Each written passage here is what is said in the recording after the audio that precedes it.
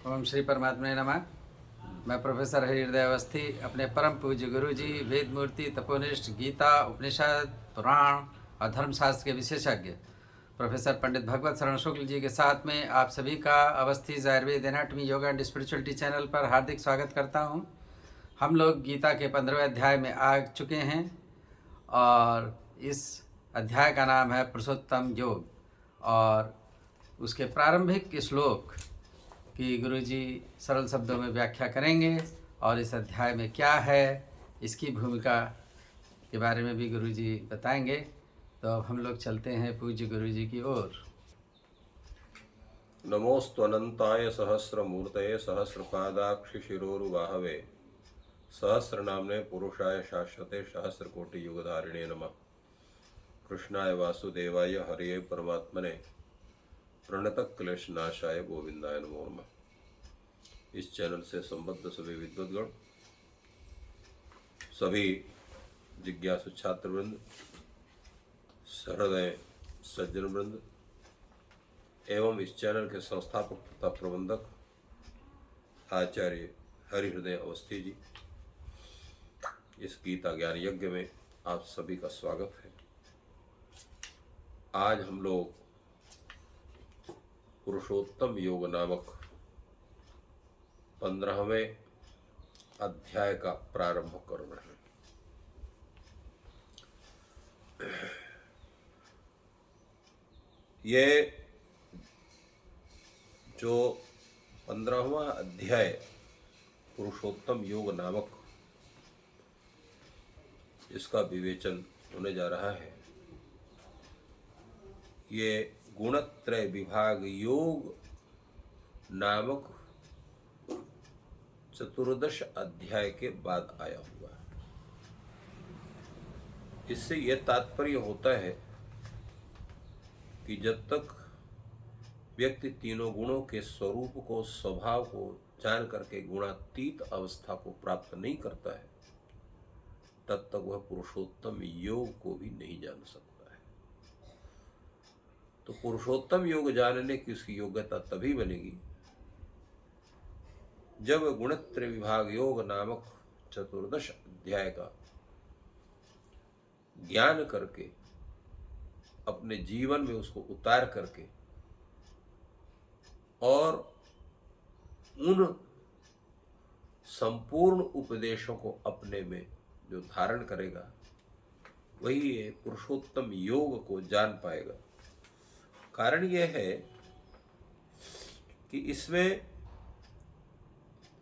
ऐसे कथन हैं, ऐसे विचार हैं जो उनको सामान्य ढंग से समझा नहीं जा सकता है। उसको समझने के लिए भी एक विशिष्ट प्रकार की बुद्धि की आवश्यकता होती है, क्योंकि भगवान ने इसमें अपने स्वरूप को कई प्रकार से भगवान ने उसका निरूपण किया है।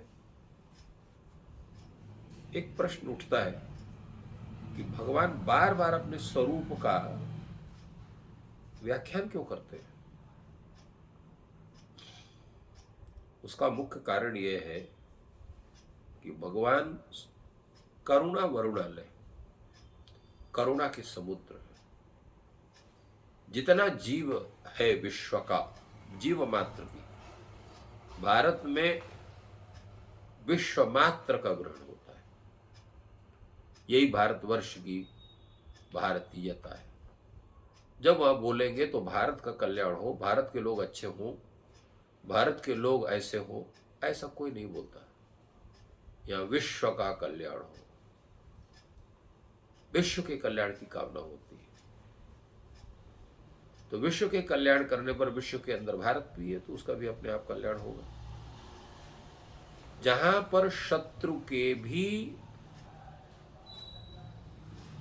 उन्नति की कामना की जाती है, वो भारतवर्ष।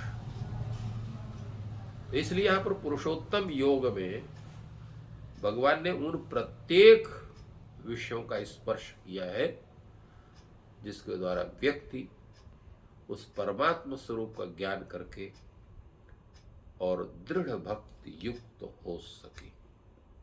इसलिए पहला श्लोक है श्री भगवान उवाच ऊर्ध्वमूल मधशाखमश्वत्थं प्राहुरव्ययम् छन्दांसि यस्य पर्णानि यस्तं वेद स वेदवित्। यह संसार रूपी वृक्ष कैसा है? यह बड़ा विचित्र है, सामान्य वृक्षों की तरह नहीं है। ऊर्ध्वमूलम अधशाखम, इसकी जड़ भाग भी इसका क्या है? ये ऊपर है, शाखा इसकी नीचे है। और किम रूप में है ये अश्वत्थ रूप में। ये पीपल का वृक्ष है, परंतु है कैसा? ये अव्ययम, अव्यय है, अविनाशी है, उसका कभी नाश नहीं होता है। इसके पत्ते कौन है? छंदांसि यस्य पर्णानि, वेद इसके पत्ते हैं। और इसको कौन जानता है? यस्तम वेद स वेदवित्, जो इस वृक्ष को, अश्वत्थ वृक्ष को जानता है, वही वस्तुतः वेद के तत्व को जानने वाला है। सामान्य व्यक्ति वेद के तत्व को जानने वाला नहीं। अब ऐसा जो वृक्ष है पीपल का, जिसकी ऊपर उसका जड़ है, नीचे शाखाएं हैं, और वो नित्य है, अव्यय है, वेद उसके पत्ते हैं, और उसको कौन जानेगा? जो वेदविद है वही उसको जानेगा। या वेदविद सतम वेद, वही वेद को जान सकता है। अब ये बड़ा वैचित्र है इस जो है रूपक का, कि किसी भी वृक्ष की जड़ जो है वो ऊपर कैसे हो सकती है? क्योंकि जड़ अगर वो ऊपर हो गई तो खाद पानी का वो कैसे ग्रहण करेगा? वृक्ष का पोषण कैसे होगा? किसी वृक्ष को आप ऊपर उखाड़ करके और ऊपर जड़ कर दिए, नीचे उसके पत्ते कर दीजिए, वो सड़ जाएगा, खराब हो जाएगा, टूट जाएगा, बिखर जाएगा। परंतु ये वृक्ष ऐसा है, उसी रूप में पोषित होता है। तो ये जो अश्वत्थ वृक्ष है, ये क्या है? ये सामान्य वृक्ष नहीं है। कौन वृक्ष है ये? संसार रूपी अश्वत्थ वृक्ष। यह संसार ही वृक्ष है। संसार का मूल कारण कौन है? संसार का मूल कारण है परमात्मा श्रीमन्नारायण। उन्हीं सृष्टि होती है। पुराण भी वही कहते हैं, उपनिषद भी वही कहते हैं, वेद मंत्र भी वही कहते हैं। यस्मात् इमानि भूतानि जायन्ते, जिससे संपूर्ण ये भूत उत्पन्न होते हैं। और भगवान का नाम दिया गया, नारायण का नाम दिया गया। स अकामयत सद एक अग्र आसीत सह अकामयत एको हम बहुश्याम। यहाँ भी उस परमात्मा तत्व का स्वरूप आया। और जहाँ पर सृष्टि प्रक्रिया का जब वर्णन होता है तो देखते हैं क्षीर सागर में शयन किए हुए उस परमात्मा के नाभि से कमल उत्पन्न होता है, और उससे वो ब्रह्मा की उत्पत्ति होती है। उस कमल में ब्रह्मा उद्भूत होते हैं। ब्रह्मा भी कोई दूसरे नहीं है, उस परमात्मा तत्व का ही एक अंश है। तो वह अंश के रूप में वो उत्पन्न होता है। तो जो भगवान का जो लोक है, जो दिव्य लोक है, जिसको हम वैकुंठ कहते हैं या क्षीर सागर कहते हैं, ये जो भी उसके हम लोग नाम लें, जिससे संपूर्ण सृष्टि का प्रारंभ ब्रह्मा के माध्यम से होता है, वो कहाँ है? तो संपूर्ण लोकों के ऊपर का वो लोक है। इसलिए संसार जहां से प्रारंभ होता है, जो प्रथम जड़ है, वो कौन है? वो परमात्मा तत्व पुरुषोत्तम है। इसलिए यहां पर कहा गया ऊर्ध्वमूलम। और इसके बाद कौन होते हैं? उसके शाखाएं हैं। ब्रह्मा हुआ, ब्रह्मा के बाद मरीचि आदि ऋषि हुए, फिर उनसे अन्य लोग हुए, फिर अन्य हुए, फिर अन्य हुए। इस तरह से संपूर्ण सृष्टि की प्रक्रिया प्रारंभ हुई। तो अन्य लोगों को उन्होंने कह दिया ऊर्ध्वमूल मधा शाखा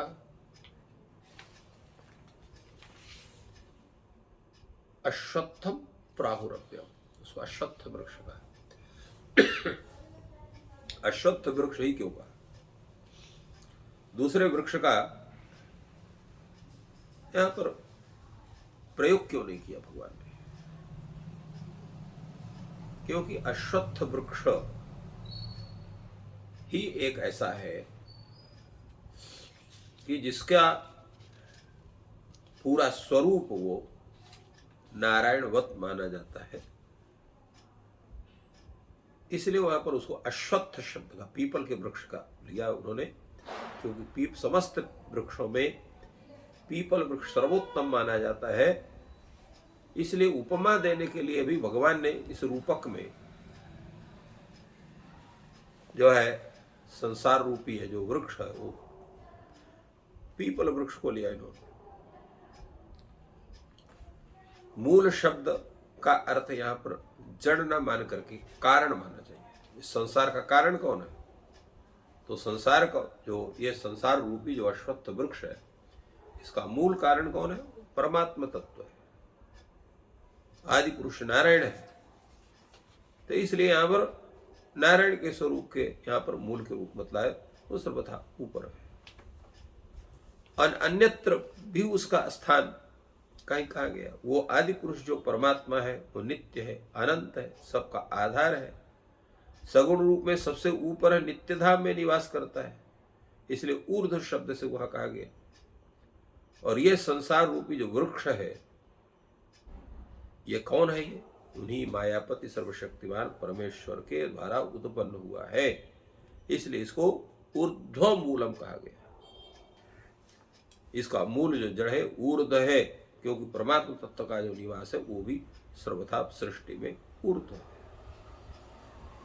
इसका तात्पर्य हुआ कि जो अन्य साधारण वृक्ष है उनका मूल जो है नीचे होता है, उन संसार रूप वृक्ष का जो मूल है वो सबसे ऊपर होता है। यही अलौकिकत्व है संसार रूपी वृक्ष का। दूसरे जो यहां प्रकार के संसार रूपी जो वृक्ष है उसकी जो शाखाएं ऊर्ध्वमूल मधः शाखम कहा गया।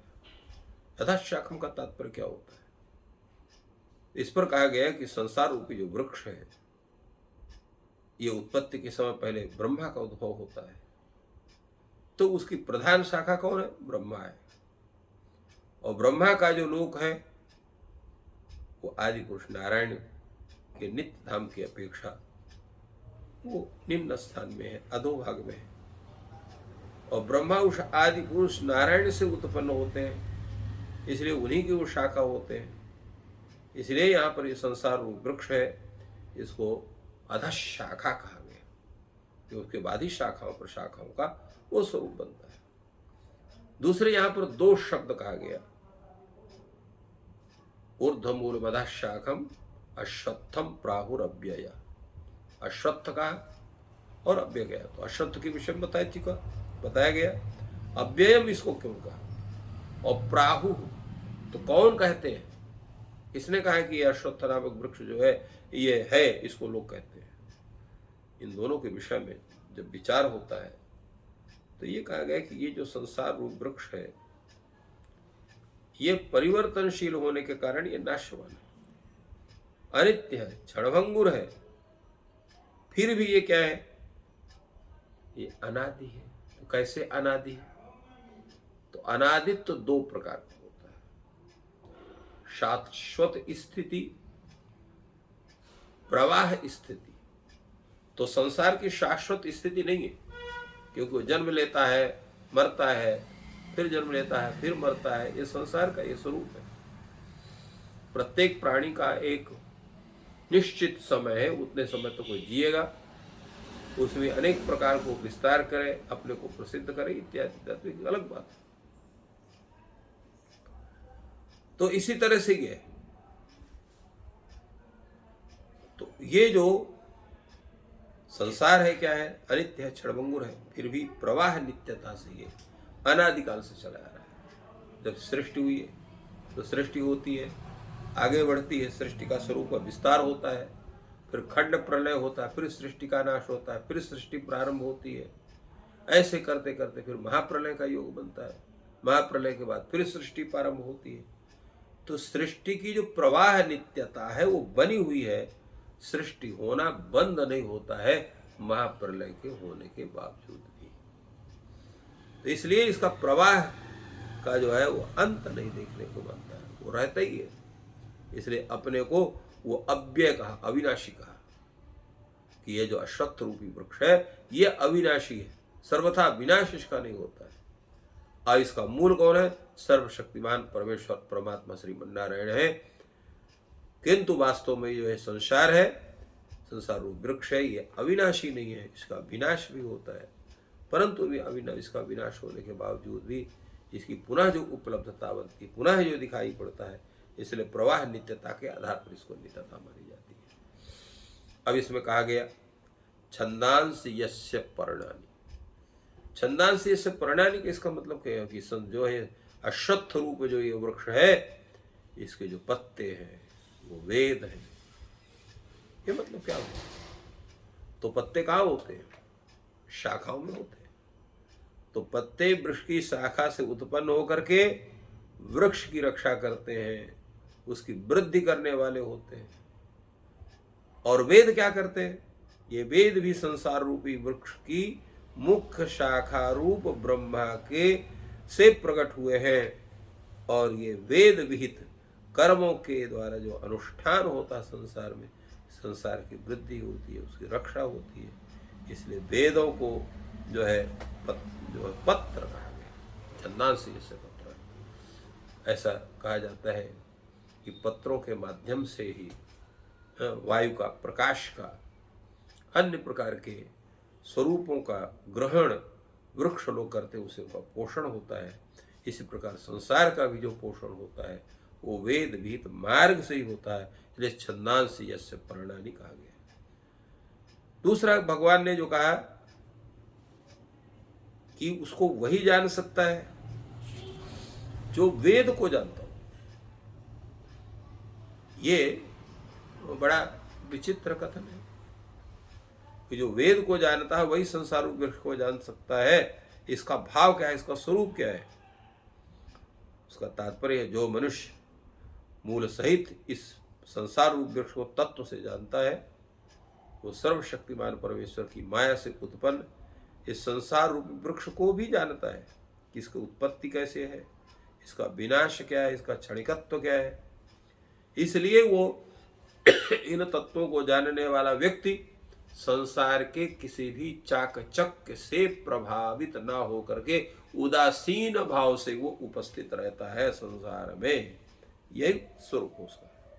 तो उस परमात्मा के जो माया है, उस माया से वो रहित होकर उसमें न फंस करके उस परमेश्वर की ही शरण में जाता है। और जब उसके शरण को प्राप्ति होती है तब उसको संसार से विरक्ति होती है। जब विरक्ति होती है वो संसार से अपने को पृथक करता है, निरंतर भगवान श्रीमन्नारायण के शरण में होता है।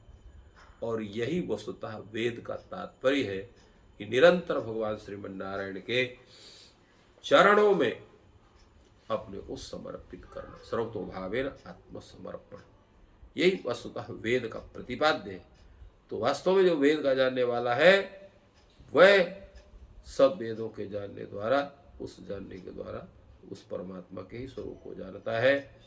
और इस संसार रूप वृक्ष का स्वरूप का जिसको ज्ञान हो जाता है वह व्यक्ति भगवान श्रीमन्नारायण के शरण में जाकर के इस संसार के संपूर्ण चाकचक्यों का त्याग करके उस परमात्म तत्व को ही प्राप्त करने का अपना मुख्य ध्येय बनाता है। तो यह इस श्लोक का जो बहुत ही उत्तम स्वरूप है, जिसकी व्याख्या भगवान के द्वारा इसके स्वरूप का वर्णन किया गया। अगर हम इस संसार रूप वृक्ष को पूर्ण रूप से जानते हैं तो उसके कारण रूप इस परमात्म तत्व को भी समझते हैं तो हमारा उद्धार अवश्य होगा। क्योंकि ऋते ज्ञानान न मुक्ति, जब तक उस परमात्म तत्व का ज्ञान नहीं होता है तब तक मुक्ति का लाभ हमें नहीं मिल सकता।